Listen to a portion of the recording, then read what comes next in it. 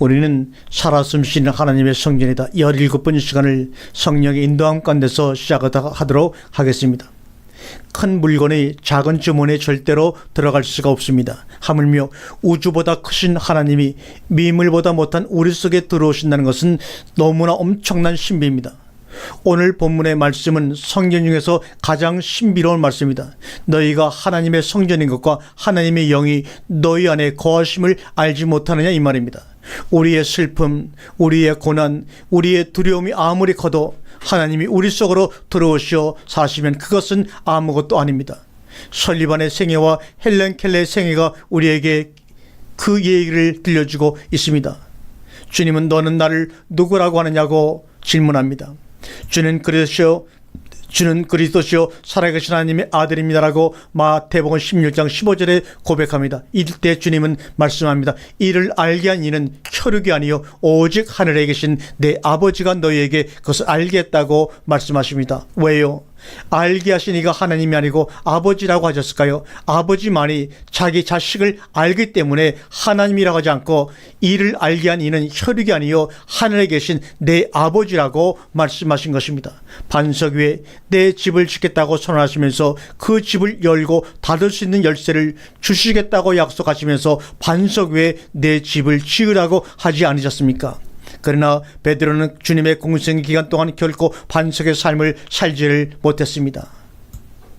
22절에 주께 미치지 아니하리다. 사탄아 물러가라. 내가 하나님의 일을 생각지 아니하고 도리어 사람의 일을 생각하는도다. 나를 따라오려거든 자기를 부인하고 자기 십자가를 지고 나를 따를 것이니라. 결국에는 예수님을 3번씩 부인하는 경우까지 이르고 말았습니다.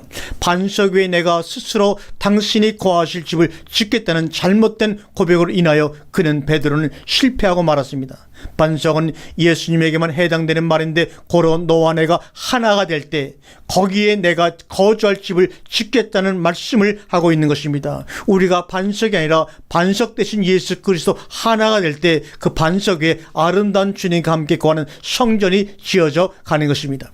왜 반석 위에 집을 짓지 못합니까? 누가복음 6장 48절에 보게 되면 집을 짓되 깊이 파고 주초를 반석에 놓은 사람과 같으니 큰 물이 나서 탕류가 그 집에 부딪히되 잘 지은 영구로 능히 요동케 못하였거니와 라고 말씀합니다. 반석 위만 생각하니 속에 뿌리 내리는 것을 잊어버리고 우리는 여태까지 살아왔습니다. 뿌리 내리지 못하고 반석에 달랑 집을 지으면 오히려 모래성보다 더 위험하다는 거 아십니까? 반석 속으로 깊이 뿌리를 내려야 안전한 집이 되는 것입니다. 그런데 인간의 힘으로는 바위에 뿌리를 내릴 수가 없기 때문입니다. 하나님이 우리 안에 들어와 주셔야 가능한 일입니다. 그래서 우리와 하나가 되어 주실 때 비로소 가능한 일입니다. 이를 위해 예수님의 승천 후 10일 되는 오순절 날에 성령이 마가의 다락방에 모여 기도하던 이들에게 임했습니다. 그 당시처럼 믿는 자들에게 대한 박해가 심했던 적도 없었습니다. 그럼에도 불구하고 사도행전 2장 47절에 날마다 찬미하며 또 온 백성에게 친성을 받으니 주께서 구원을 받는 사람을 날마다 더하게 하시니라고 증언하고 있습니다. 그럼 너는 너를 누구라고 하느냐? 너는 너를 누구라고 하느냐? 내가 누군지 확실히 알 때 평안이 오고 삶의 목표와 꿈이 확실해집니다. 나는 하나님의 집입니다. 나는 하나님의 성전입니다. 없다는 것이, 부족하다는 것이 삶의 이유가 되고 타인에게 희망을 줄 수가 있습니다. 여러분, 집이란 집 자체보다 누가 그 집에 살고 있느냐가 더 중요합니다. 하나님이 나와 함께 사신다. 나는 하나님과 더불어 사는 집이다. 나는 하나님의 집이다. 사도 바울은 우리에게 이렇게 당부합니다. 우리 안에 거하시는 성령으로 말미암아 내게 부탁한 아름다운 것을 지키라고 디모데후서 1장 14절에 만나고 있습니다.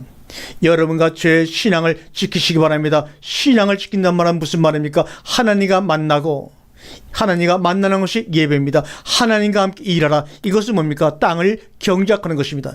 예배와 경작이 우리 삶 속에 균형을 이룰 때 우리는 아름다운 신앙을 지킬 수가 있고 이 세상 사람들에게 하나님을 드러낼 수가 있습니다.